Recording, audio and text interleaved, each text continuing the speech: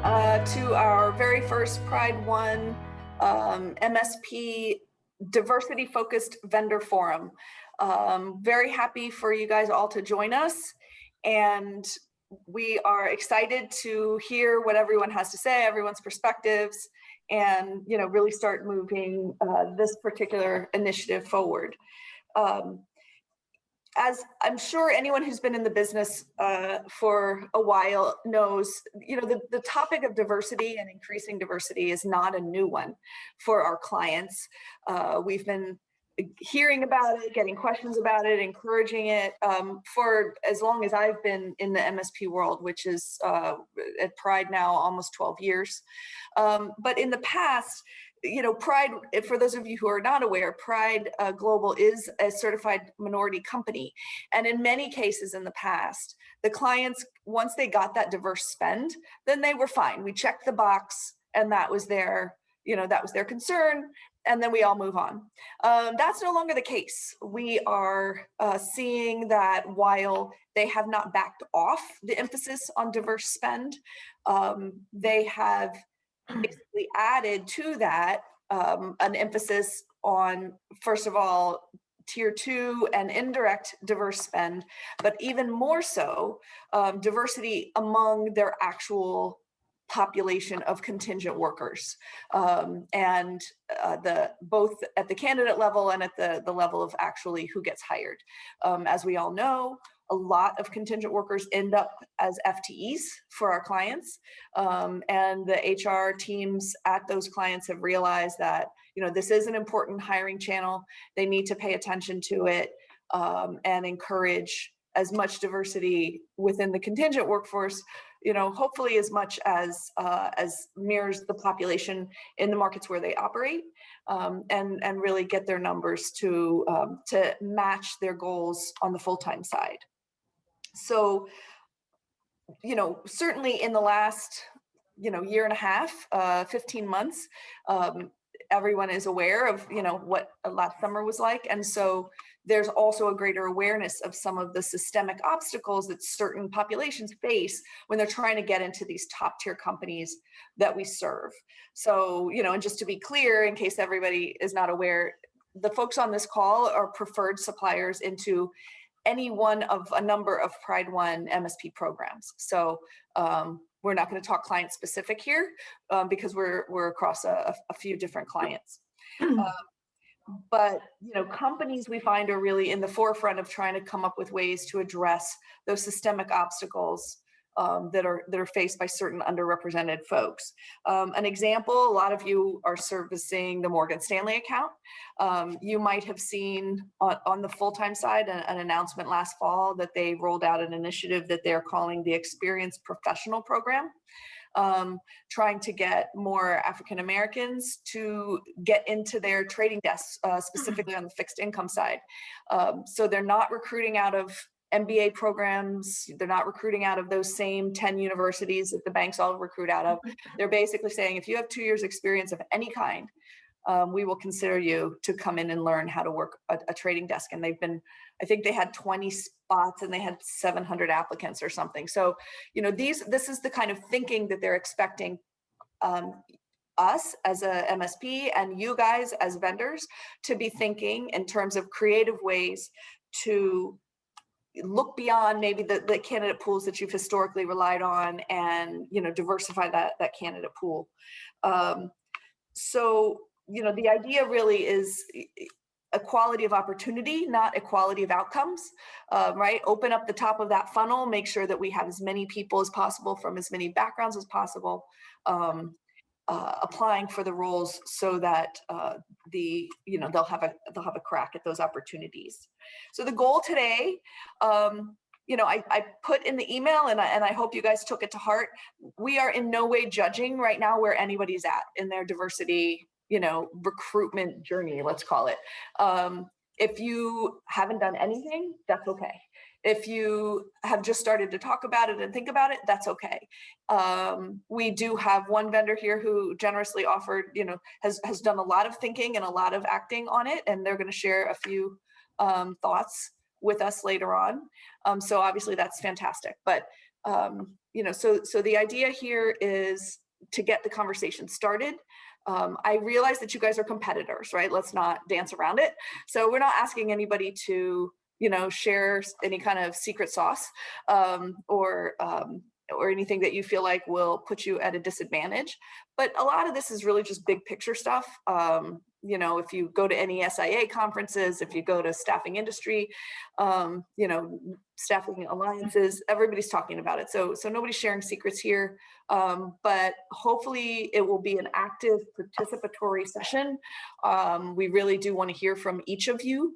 And if you have questions, if you have obstacles, if you have concerns, because there are legal ramifications to some of these things we're talking about. So, let's talk about it. Maybe there's a perspective that you haven't considered before. So with that being said, we are, like I said, very excited to get started. So how we're going to spend our 90 or so minutes is, I'll introduce a team. Kamala is our, I'm sorry, Kamala is our brand new, I'll let her speak for herself, but our brand new 90 days in diversity, equity, and inclusion lead globally. So we're thrilled to have her, and she'll have a chance to talk about our decidedly diverse offerings. Thank you very much to those of you who filled out the survey. We'll go through those survey results. And I'll say this again at the end, but if you did not fill out the survey, we are going to ask you to fill it out after this session so that we can have a full picture of where everybody's at. Supplier Spotlight, as I said, Helen is going to talk to us a little bit about where they're at. We're going to have some open discussion as a result of the survey results and any questions that have come up at that point. And then I think really the meat of this session is going to be in the breakout rooms. We're going to divide up. This is a big crowd, so it's a little hard to have an open discussion with everybody on. But we'll go into 3 breakout rooms and have about 15 minutes to really do a deeper dive, facilitated by someone on the Pride staff, as far as ideas, again, best practices, concerns, challenges, and hopefully come away with some insights that we can apply in our recruiting for our clients. And then close. So let me move on to introducing the team for those of you who don't know it. I guess I should have introduced myself. Okay. For those of you who don't know me, I am Kate Goss. I am the managing director of the Pride One division, which is the managed service division within the Pride Global family of companies. I've been with Pride for almost 12 years and in staffing for a lot longer than that. So some of us may have crossed paths a few times in the past. Miguel can wave. Miguel Simoes has also been with the company for, is it 11 years now, Miguel? 11 years next week. 11, that's right. So Miguel also comes out of staffing. So he has a long background prior to joining Pride One, and his current responsibility is the program director over our MSP practice.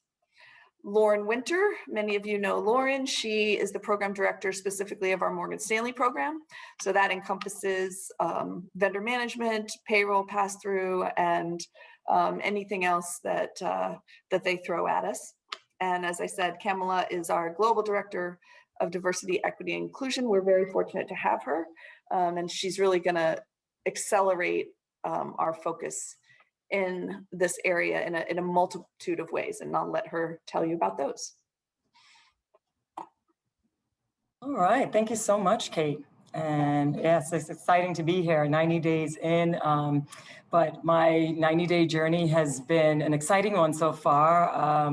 We're super passionate about launching several different initiatives as it relates to diversity, equity, and inclusion. And but just before I jump into that, again, just to kind of reiterate some of Kate's words about why we thought this was important to do a forum like this as a part of our diversity initiatives is there's a word that I came across the other day, a Japanese word called kaiosei.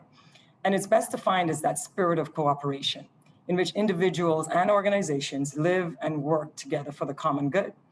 And a company that's practicing CIOCI establishes these harmonious relationships with its customers, suppliers, competitors, governments, and the natural environment. And so when we speak about that, like Kate said, we know we're competitors, but when it comes to diversity, equity, and inclusion, it's really important that we all have a common goal and we work together towards that. There are, little things that we could do that might give us an edge up and might be, our secret sauce, but ultimately, they're broad ideas and initiatives that we can work on together that will help advance D&I for the staffing industry as a whole. And so in that spirit of CIOCI, we'd like to share some of our comprehensive D&I initiatives, which we've labeled under the title of Decidedly Diverse. And so we've broken that into 3 pillars. The first being workforce, second being workplace, and the third being the marketplace. They kind of correlate with diversity, equity, and inclusion. So when we look at the first pillar, workforce, that's our diversity pillar, where we are ultimately looking at finding out, looking internally at our organization and saying, what are our numbers? We're tracking numbers, we are setting goals, and then we're setting ways that we could actually accomplish those goals. How are we going to increase the number of underrepresented minorities within our organization? Not just looking at it from a macro level as to, what are those broad numbers across the companies, but rather when we look at departments and business units individually, are they all female? Are they all of one race or ethnicity? Or do we, have people from different backgrounds, LGBTQ, veterans, neurodiverse talent? So we want to make sure that across, micro and macro, that our workforce is diverse. We also, being in the staffing industry, we help client partners. And again, based on the survey results, and I'm sure many of you already know that, companies are asking for this. They are demanding it. They're asking, for metrics on, the numbers that you're delivering. And so, the same for us, for our external partners, we're looking at how we can make sure that the slates that we're giving them are diverse. So that's our workforce pillar that really represents the diversity of the talent that we're supplying. And then we move to the workplace. This is where we're talking about inclusion. How are we creating an inclusive culture? What kind of things are we doing? We can talk about ERGs, for example. How do we look at affinity groups and or BRGs, business resource groups, and use it as ways for us to be able to attract a more diverse workforce? How could we indicate to people when we're trying to have them join our organization that we have different programs, we have listening circles, we have opportunities for advancement for underrepresented minorities, and what kind of things are we doing to invest in them so that they want to be here, so that they want to stay here when they get here. And so that's part of the workplace, making sure that we're creating a really inclusive culture here at Pride. And then in addition to that, we're talking about our different policies and procedures, that making sure that, for example, what our maternity and paternity leave looks like. So just looking at all of the things that we're offering to our employees, what do our benefits look like? And so that's really things that will really help us to create that culture of inclusion at our organization. And then the third pillar is our marketplace. So under that, we have several different initiatives, the first being our nonprofit Pride in Education. And so, just before we jumped on this call, we just jumped off another session where we are doing career readiness workshops with some different colleges and different nonprofit groups. And we help to upskill, motivate, help to prepare the next generation of the workforce. And we're focused on these underrepresented minority talent pools that we're trying to, get, a lot of the things we talk about is not having the pipeline. And so we're helping to prepare that pipeline for the workforce. And so that's some of the things we're doing in terms of some of our nonprofit works to be able to give back to our market, to the communities that we live and work in. And then we have the Diversified Staffing Alliance, which is our trade association, which is helping minority-owned staffing companies be able to scale their operations and have networking opportunities to have more access to some of the larger corporate clients. And so, like I said, I mentioned I'm 90 days in, but part of our initiatives going forward is to create more opportunities. And so if any of you fall in that category, we'd definitely like to share more information as we roll those programs out. And then the last piece of this is our supply diversity pillar, where we're looking at how do we address the spend that we have with minority-owned businesses and making sure that we're able to be intentional about creating opportunities for them and kind of carving out some opportunities for us to make sure that we are spending dollars with minority-owned businesses. So that's a newly rolled out supply diversity program for us. And so that's our comprehensive DE&I program right now.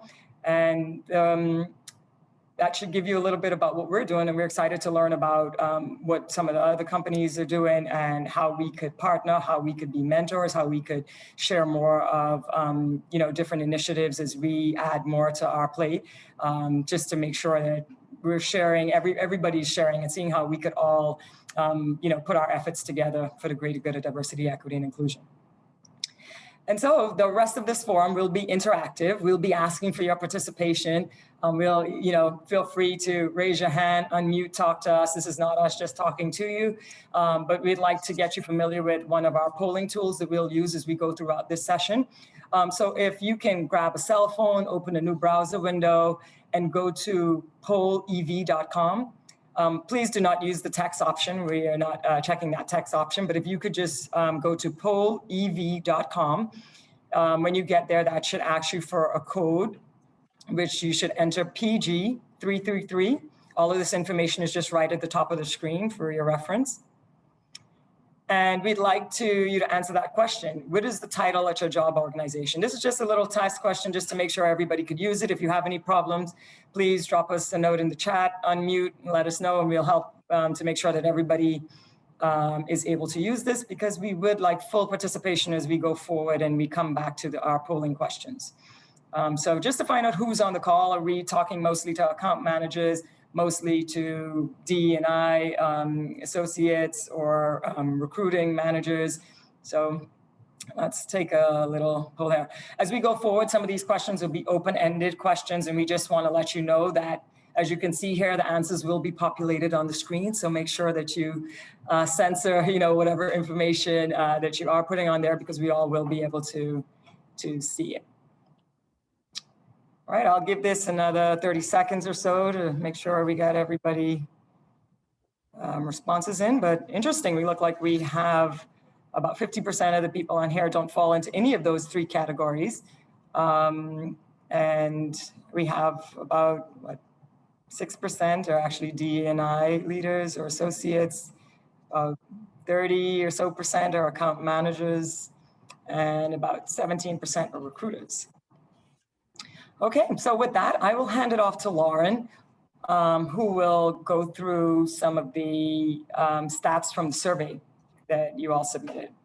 And again, as a reminder, if you didn't already do it, we will be sending that out again for so that we could get some more information on where the organization or the group stands as a whole. So Lauren, over to you.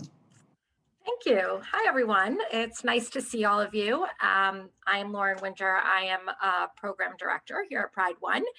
I would like to, I know a number of you participated in our survey that was distributed a few weeks back. As Kamala mentioned, if you have not completed it yet, we will resend it and ask that you do please complete it at the end of this session. So anyway, I want to review with you some of the results of that survey. We will go into more discussion of this later on in the forum, but wanted to sort of review with you the results. So the first question, does your company have a designated individual responsible for leading your diversity and inclusion efforts? 54% of you said yes, that you do have a centralized individual that to lead these initiatives. For the rest of you that indicated no, this does not indicate to us that this initiative is any less important to you. Some of you did let us know that, it is handled maybe by your HR department, or, some of you indicated that it's sort of more decentralized, and a couple people, may be pushing that initiative for your firm. Some of you, just said that it's, you strongly, encourage it, with your recruiters, etc. So all the answers are good, and we'll go into further discussion of that, like I said, later on in the forum. Next slide, please. Do you track your internal diversity numbers? The overwhelming majority of you, 69%, said that you do. Not much to say more. Thank you. Do you track your diversity placements? Majority said yes, 62%. And a lot of you indicated, there are various reasons. Most of you indicated that, some of you indicated, I should say, that you do so because your clients are requesting it. So requesting metrics on a whether it's monthly, annually, whatever basis. Some of you said that you track it because it helps you identify trends in hiring, so you can indicate where there may be gaps, right? And, can use it for analytic purposes. Next slide.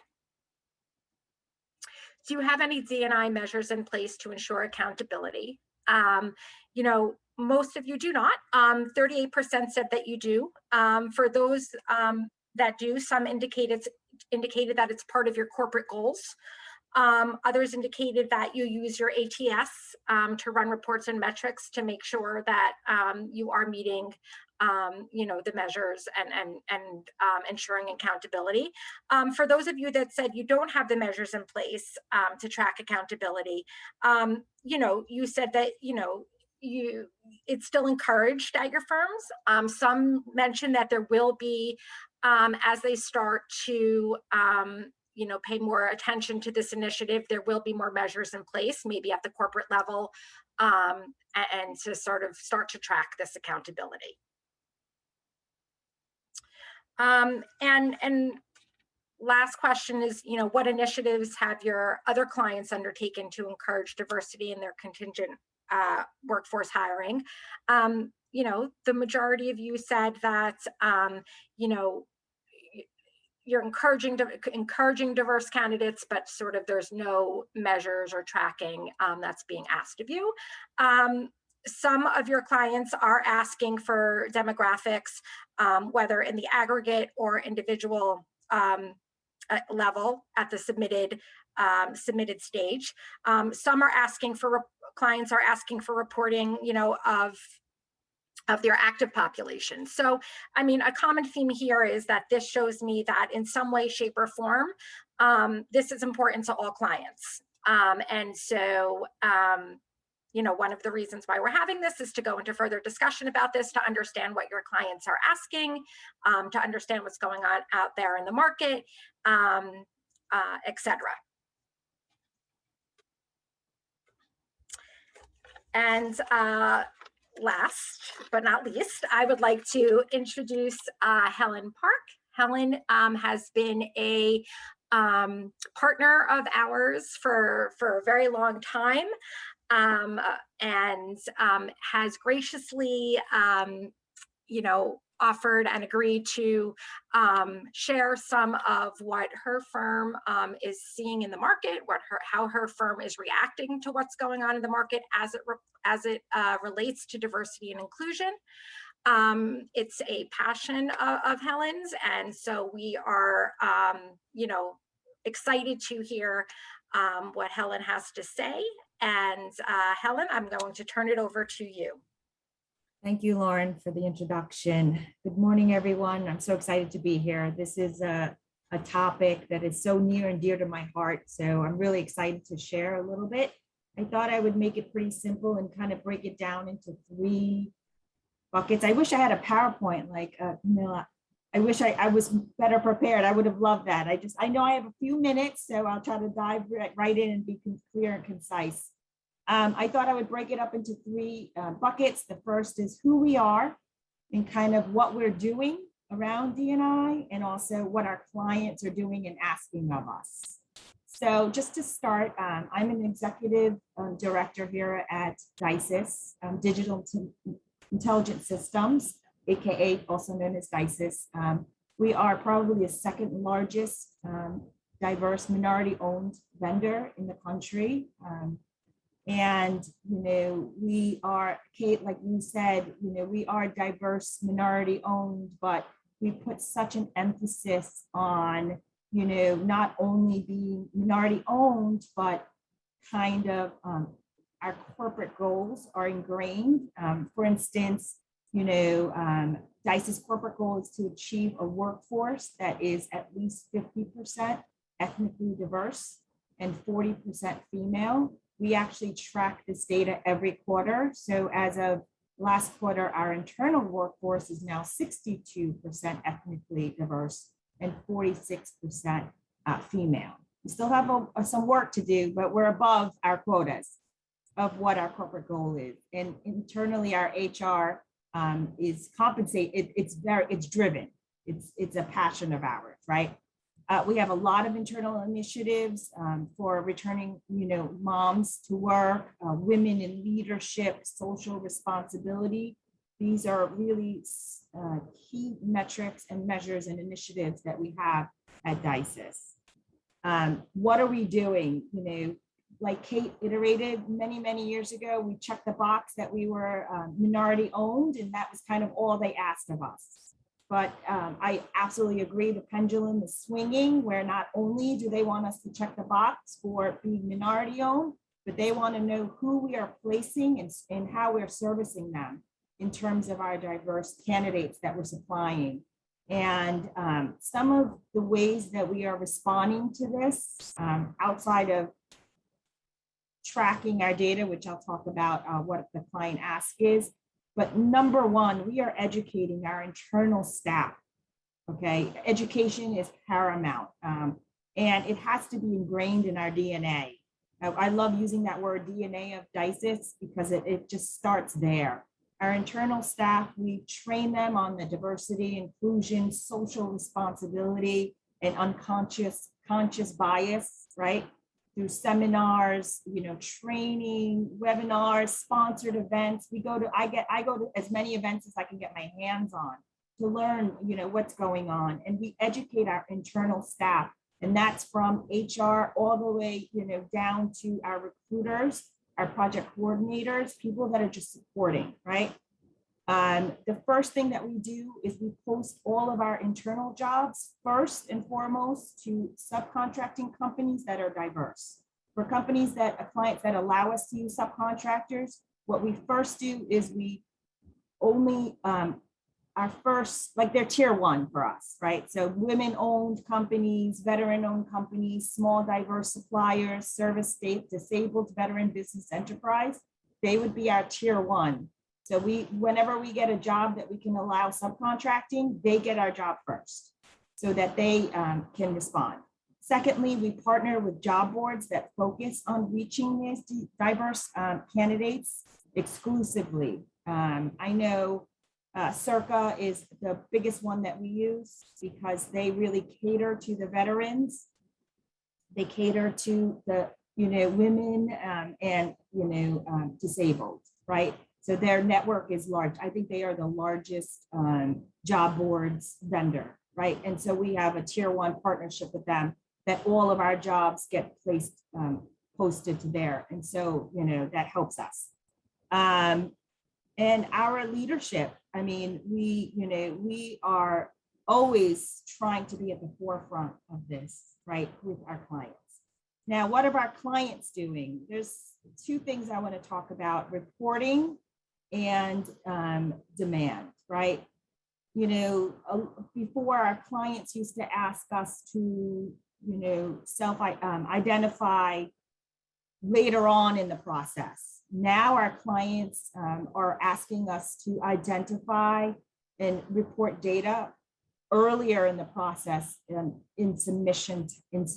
A lot of the clients' VMSs are actually including, you know, the EEOC questions as part of the submittal process, right? The gender, the ethnicity, the veteran status, the disability, which is new. I think it's new. And this is a really touchy subject. What we're doing is we're actually educating our recruiters and account managers to make sure that they are well-versed in what they can and cannot ask, and we're making it very self-voluntary. And we are providing that data if the client is asking upfront at submission time. Secondly, you know, what we see our clients are asking us is to provide a lot of data on placements, okay? And it's kind of half-half in terms of aggregate or their, you know, like that driven data of who it was and what they are. We try to encourage clients to do an aggregate. And so we've definitely seen a trend with that. Clients, this is not going away. It is paramount. I'll just give you an example. Last quarter, we had a client come to us and they said they are drastically changing the way they're doing business. They are removing all non-diverse vendors to tier 2. And tier 1 is all diverse vendors are only going to get the jobs for the first 30 days. And that's it, because they have a huge initiative from the government or from their stakeholders that they have to move to diverse candidates. So that's a lot of our clients are moving towards that.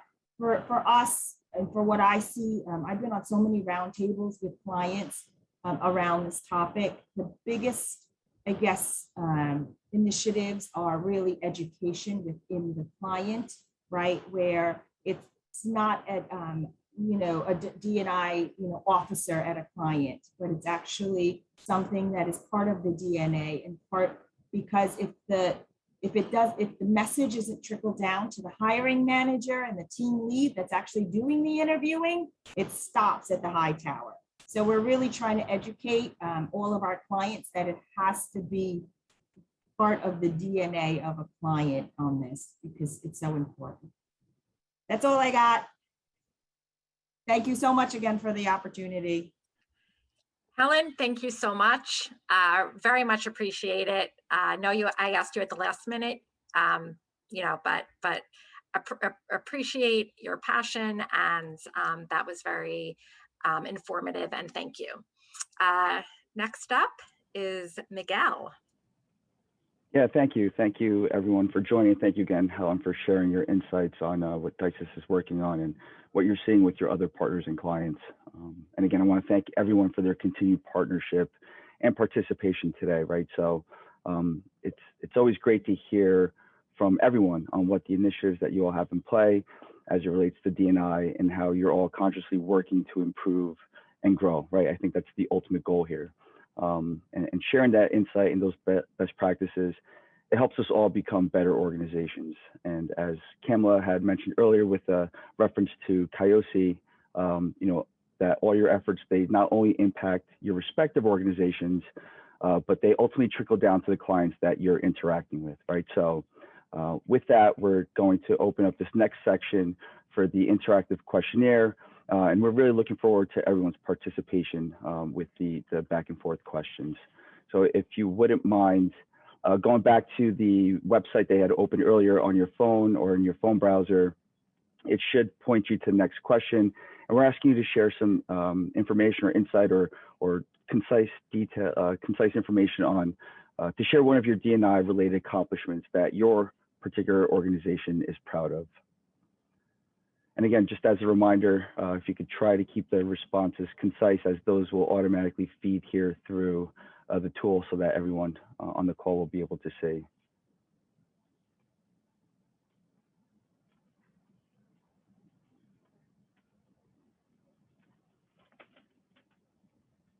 And again, just to reiterate, I know that different suppliers and partners here are at different levels of their efforts internally. So we are open to any and all efforts that you may think as an accomplished within the organization.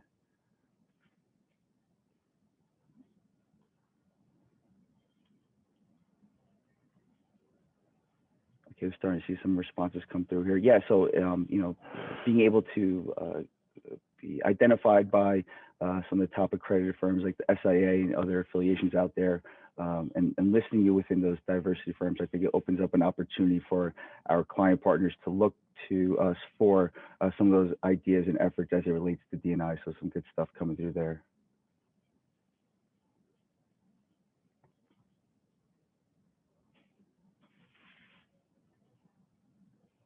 Wow, there's some great answers here. You guys should be proud. Yeah.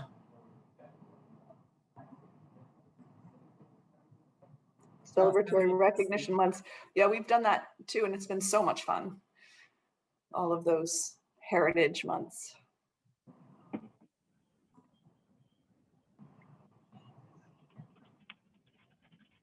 I like seeing some of the goals too, like the percentages that people are, putting up there, like, whether they're hitting their targets and, using that data collection point is great.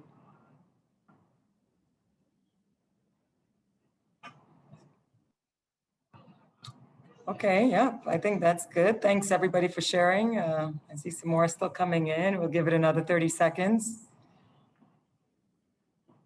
Ooh, whoever put in the analytics software, I'd love, in the small breakout, I'd love for you to talk more about that if you're willing to do so.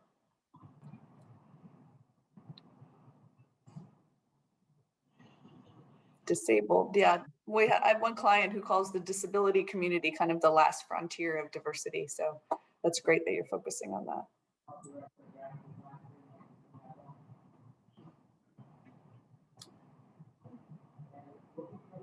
Hi. Okay. Yeah, so and moving along here, just to kind of cover, we'll have 5 or 6 questions coming up. So this next question is, we're looking to get a better understanding of what measures that you have in place to ensure accountability, right, for the D&I initiatives. It's great to have goals in place and to have targets to go towards, but how are you holding each other accountable and making sure that you're striving towards those goals?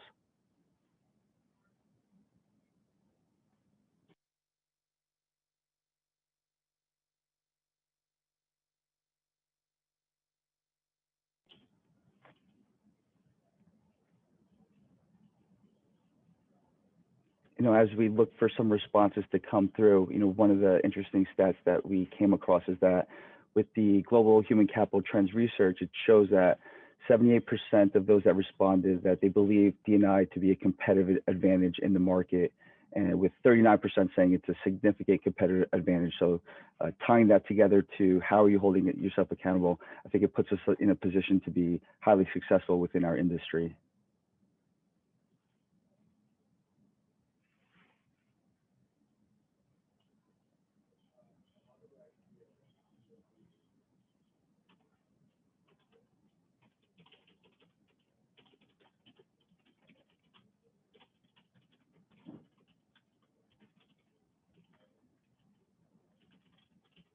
I think one of the key things here, and that we had discussed earlier, I believe Helen had brought it up, right? I think it starts with the education piece, right? Making sure that you understand what are your options, what are you striving towards, what can or can't you do, and making sure that's communicated to all parties involved, right? To a lot of the people on the call, like the recruiting professionals, the account managers, et cetera. Understanding that message and making sure that everyone is in sync and striving towards that.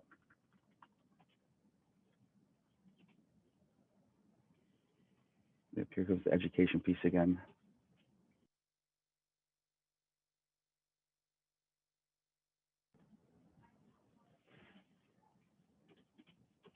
And this last one, the corporate goals that have monetary assignments. So in the stats I had mentioned earlier, where 78% thought it was given a competitive advantage and 30% said it gave them a significant advantage, that despite the increased level of interest, only 6% of companies actually tied compensation to diversity income. So that's a good call out.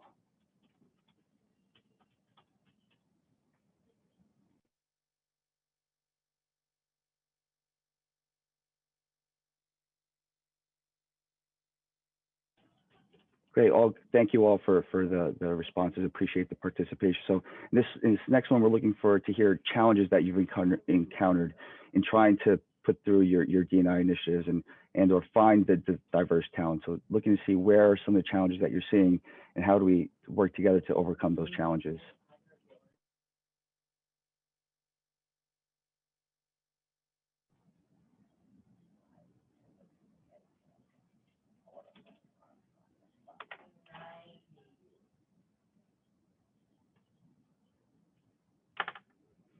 That's a good point, right? When the message from the client and the overreaching efforts is trying to identify talent while sacrificing being able to produce and submit candidates quickly and at a lower cost. So how do you balance the two to accomplish both, right?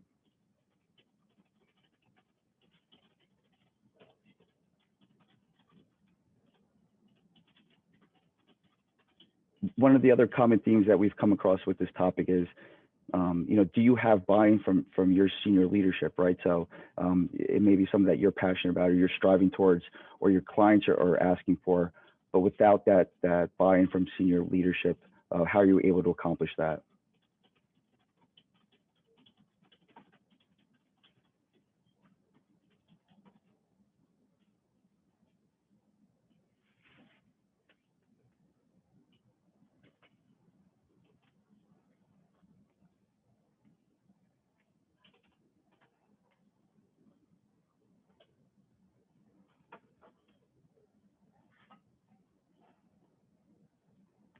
Yeah, that's a good point about the client and the manager and going through the hiring process, right? How do you account for that unconscious bias or that they're looking to hire folks that are like those that are already on the team? So something had been mentioned earlier, right? Educating both on your side, the client, and the client side with the managers in the hiring process and how to overcome those challenges.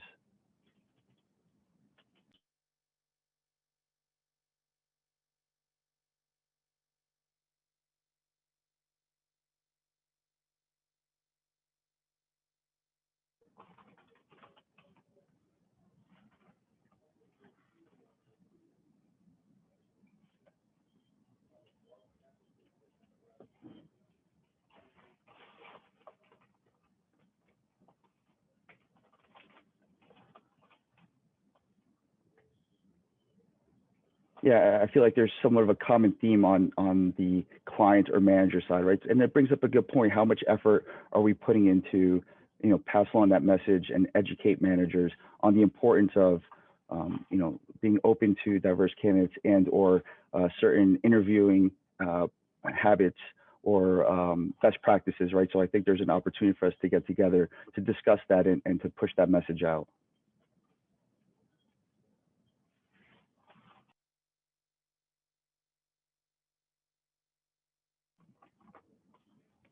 So here we're going to take a poll just to find out if you're seeing a lot of clients asking for those D&I metrics. And I know that there's a conversation around how is that information shared and when is it shared.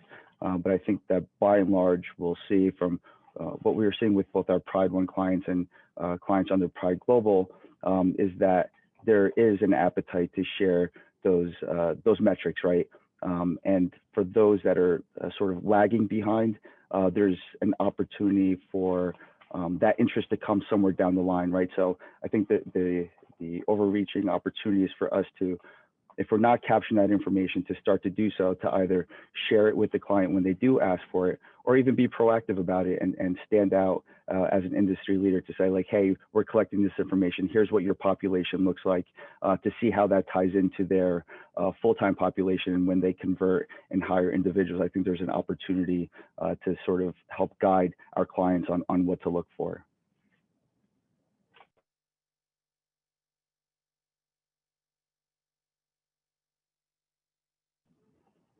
So in this question here, we're curious to hear, are you seeing opportunities with your other clients to talk about D&I and to get in front of them about what are their goals, what's their mission, what are they trying to do? Are you in sync with those opportunities? And where's the chance for you to connect with them and to understand, to make sure that both parties are in sync?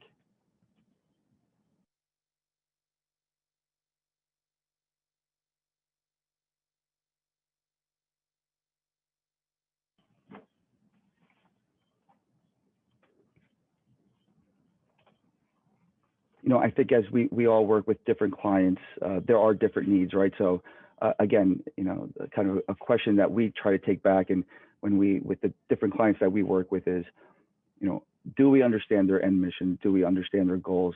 How involved are we in those conversations? Are we talking to the right folks? Are we getting in front of the right audience to have those conversations? Because again, it is top of mind. It's just making sure that we're having those conversations, understanding what the needs are so that we could get in front of them.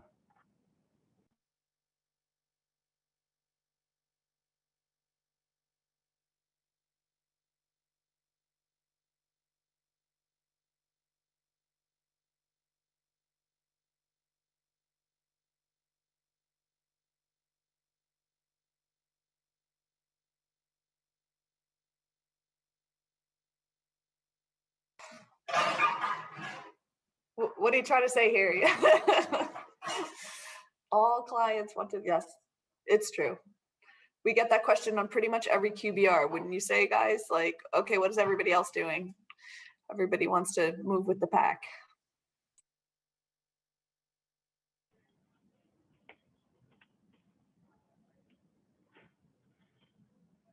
I think also in this question, it brings up a good point about when are we collecting the data and how are we sharing that information, who has visibility into it. And I know that sometimes that brings up questions from legal on, when you should be sharing that information and what that looks like, and when is it appropriate to share that information, which seems to be an ongoing topic with legal interjecting. So I don't know if Kate or somebody has a little bit more insight on kind of the do's or don'ts, or what to be on the lookout for when that does come up. Yeah, I was thinking this would probably be a subject of our small group conversation, because I think it's maybe the hottest topic, or certainly at Pride and at the Pride Global Staffing companies, because it is, as Helen mentioned, sort of a little delicate, right? So.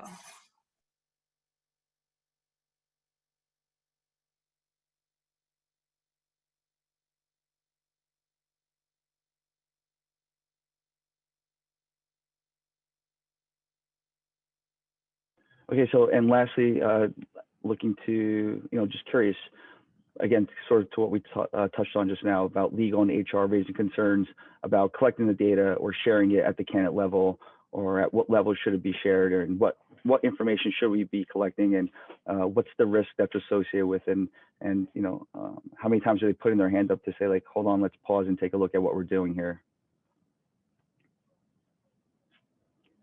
And I think it's also one of those subjects where, depending on the week and what you're reading and information that's shared, that it continues to evolve and develop. And I think we're getting a clearer picture as we progress to understand, again, what can we ask, when can we ask it, when can we share it, and what are the risks or opportunities with doing so.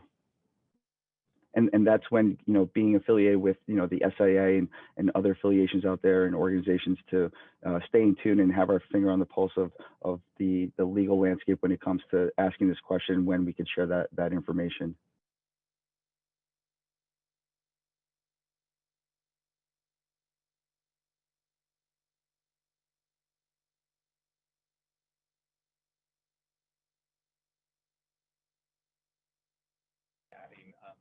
At least a part-time resource. And then I guess kind of progressing through the questions, when collecting the information, how are you collecting it? How are you storing it? Are there tools that are being used that you find helpful in analyzing the data and looking for certain trends, and then trickling down and helping in the decisions that you're making, and in turn passing down to the client? Like, what are you guys seeing on the market, and what are you seeing as working, and or other information that you're hearing out there about potential tools?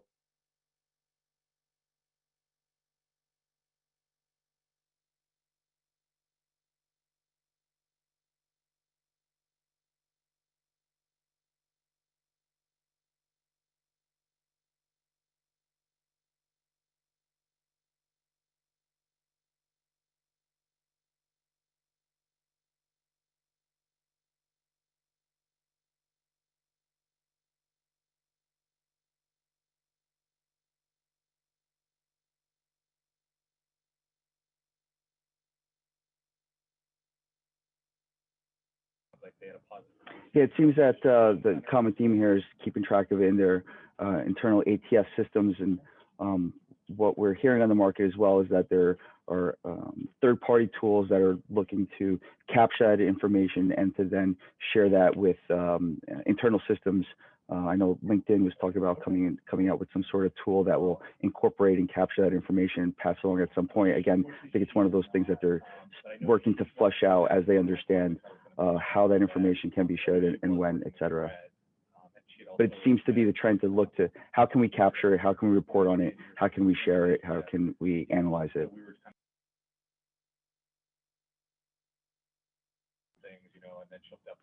Great. So, again, a lot of good responses came through. I appreciate the participation. I think this has opened us up to some good dialogue. And the point of going through these questionnaires is for the upcoming segment where we're looking to go into our breakout sessions, right, to kind of discuss some of the hot topics. So what we've done is that we are going to, I'm sorry, bear with me 1 second here. Yeah, so we're going to take the next 15 minutes to go into a roundtable discussion in the breakout rooms. So you'll automatically be placed into the breakout rooms based on the survey responses. We ask that once you are in the breakout room, we'll have myself and Kate and Lauren in the rooms and to kind of pick the topic that we're going to talk through. I would ask that everyone pick a spokesperson volunteer from each room to then share the discussion debrief with the larger audience when we come back, and we'll automatically get pulled out of the breakout room in approximately 15 minutes or so. Yeah, so we will launch right now for 15 minutes. You'll get a reminder when there's about 2 minutes left, so you could kind of start wrapping up your conversations, and then it'll bring you back automatically to the main room. All right, so off we go. Okay, so I think everybody looks like they're back into this room now. So let's go ahead and we have about 15 minutes left. If we could just get a brief recap, just so we kind of maybe get some nuggets from some of the other rooms, if there was anything different that maybe we didn't talk about, in the open discussion. So I'll go to group 1, Kate's group. If you had a spokesperson who would like to share maybe some nuggets or things that you all talked about in that room that might be beneficial for everybody else to know about. Sure. So we had a few companies, and Mario Giacone from CCI is going to summarize briefly what we talked about. You're on mute, Mario. We are unmuted. Okay. So, I got to move, guys. They're telling me to move again. I'm sorry, but I can still speak. Okay. So, I think we talked about what are the programs we have in place that define our diversity growth, hiring growth. And I think that it was a common theme that none of us really have anything very specific, including CCI, in place. I spoke that my organization has a culture of diversity hiring for a long time.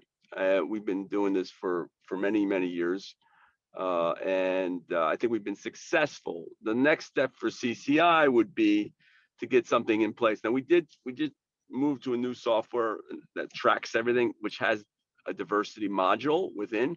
We haven't engaged it yet. We're thinking 3 to 6 months to track our what I believe is successful. Some of the pain points now with COVID is, the billing is you're not seeing everybody, right? So you don't know sometimes who's diverse and who's not diverse, and and that's a very delicate question to ask. So we don't ask it, but we are focused on it. I believe we've been very successful, and one of the examples that I made is when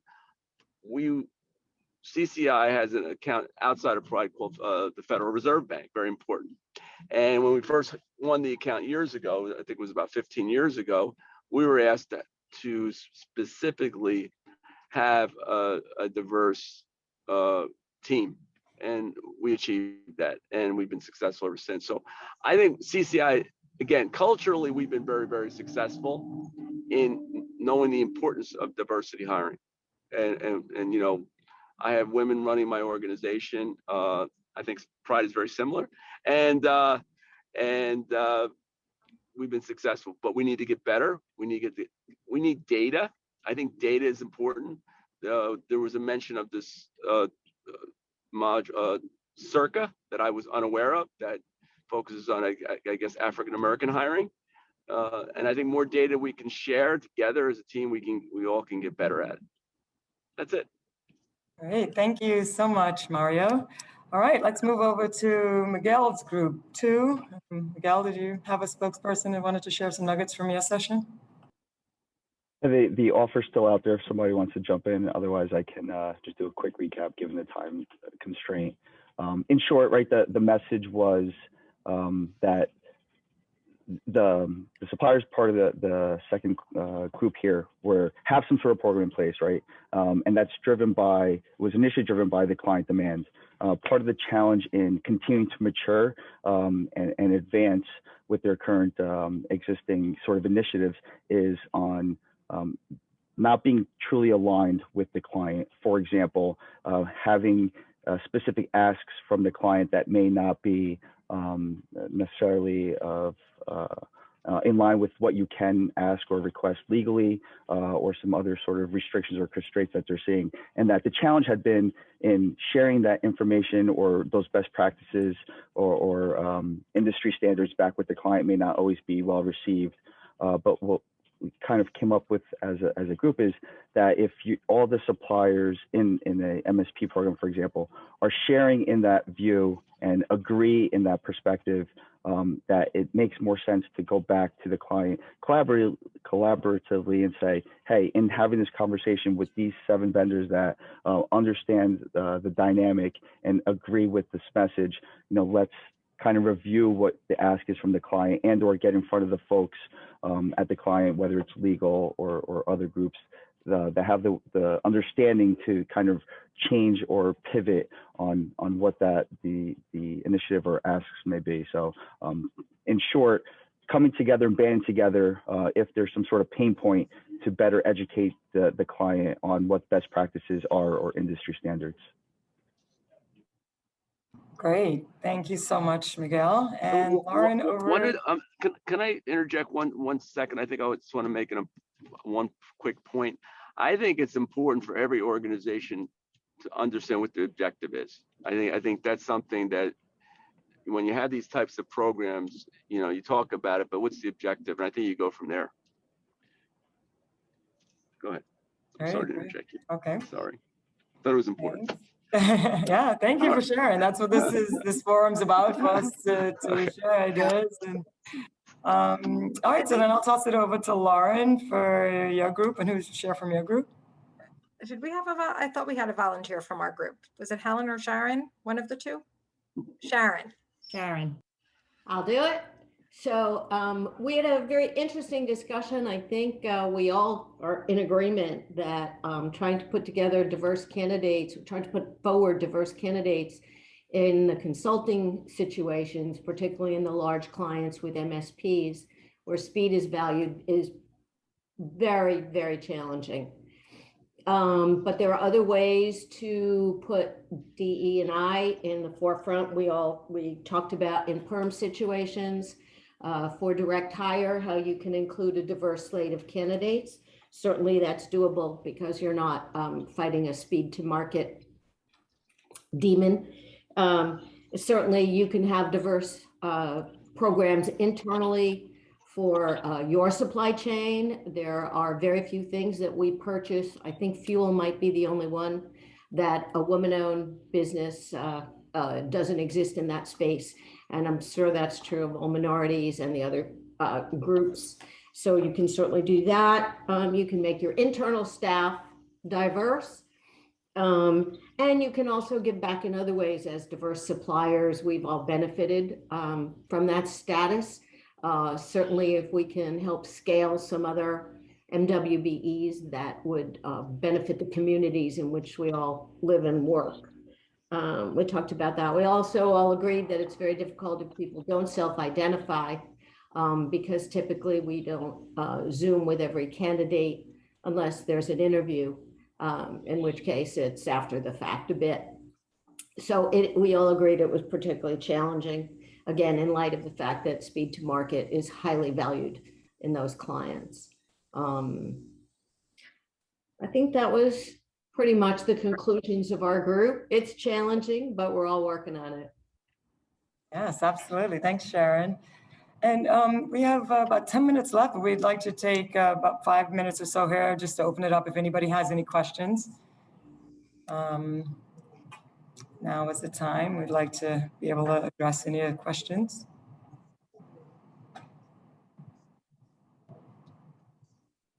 I have a question. A couple of people have referenced identifying someone's, sort of what box to check is for their EEO status based on a Zoom call or whatever, meeting them, and how that's not happening, in many cases. Is anyone asking your candidates to self-identify using a form or anything like that? That's something that we've talked about.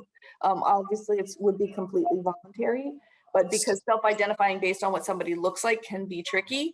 So have any companies implemented like self-disclosure either in an ATS or, on a form or something like that? Or is that not anything? Hi, Kate, this is Valerie. Yeah, we, go ahead. Sorry about Oh, sorry. We actually are implementing that. I've set up time with our HR and our legal just to make sure that we're asking the proper questions and that legally we can. But we are putting that in place and it should be happening here pretty soon. So just putting together a questionnaire for, things that we can ask at the recruiting level, without causing any problems. And to be able to track it again, in our ATS. So Bob here from Compinel. At our group also, we are, it's completely voluntary, but yeah, we are asking such questions. We're also asking questions such as, what are their thoughts on diversity? So a little section where, they can put into 1,000 words as to what their thoughts on diversity. So we believe as a company that diversity should be ingrown and it's cultivated at a team level. So we definitely check internally when we're hiring as to what the candidate's thoughts are on diversity. So if in 1,000 words, somebody can tell us, what their thoughts are, we tend to gauge as to, what kind of interesting. So what we're hiring. Yeah. For candidates for your internal roles, not internal hiring, but as well as externally, we have an analytics software that's connected to our ATS that we use. But again, it's completely voluntary.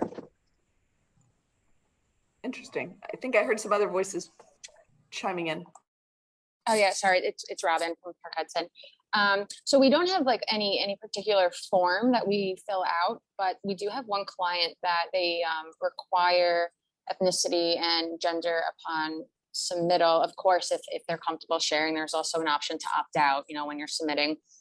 So we do ask those questions to the candidates, and if they're willing to share, we do put that in the submittal, which I think is working well for them in terms of tracking their own program. It's a VMS, so their own program metrics throughout all of their agencies and vendors and stuff. So I think it's working well from them, from what I could see. But that that could also be an option. I don't know if Pride has ever thought about doing that upon submission, so they could keep track as well. But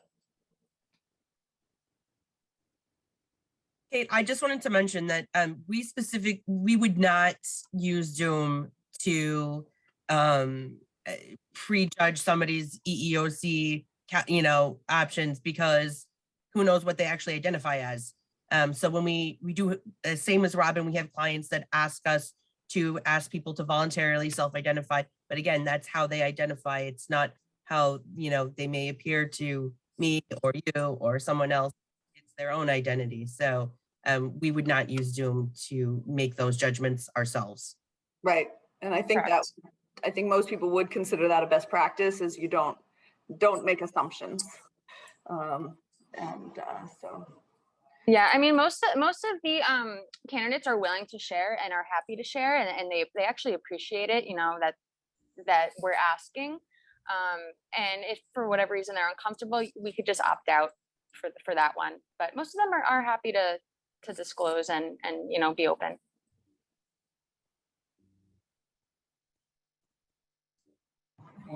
All right. Well, thank you all for that. Kate, I'll turn it over to you for the closing.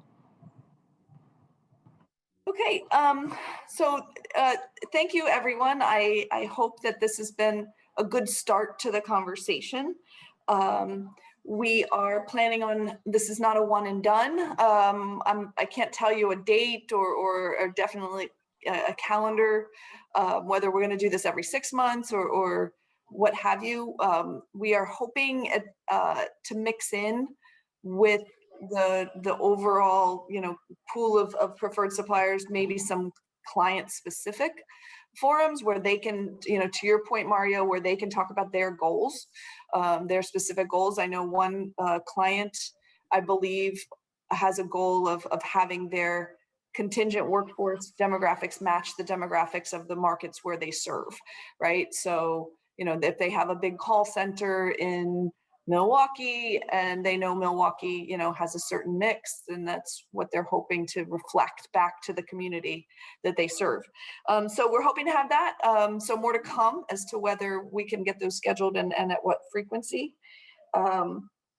If in Kamala's introduction, she mentioned any programs that someone on this call is interested in hearing more about or maybe participating in, reach out to your program manager or your Pride point of contact, and we can put you in contact.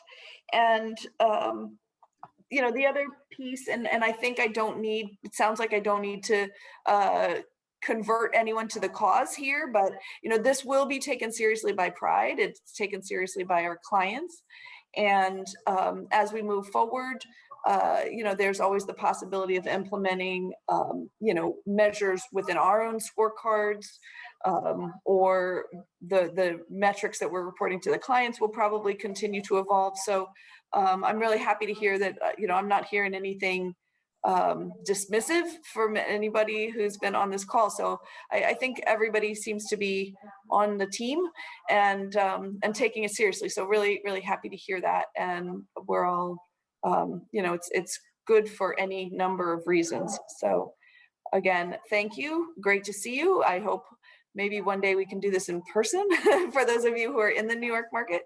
But until then, I don't know, anybody else want to jump in with last thoughts? No, we're good. Okay, well, thank you very much. Enjoy your weekend and the rest of your summer, guys. Thanks. Thank you so much. Thank you, Everybody. everyone. Thank you. Bye.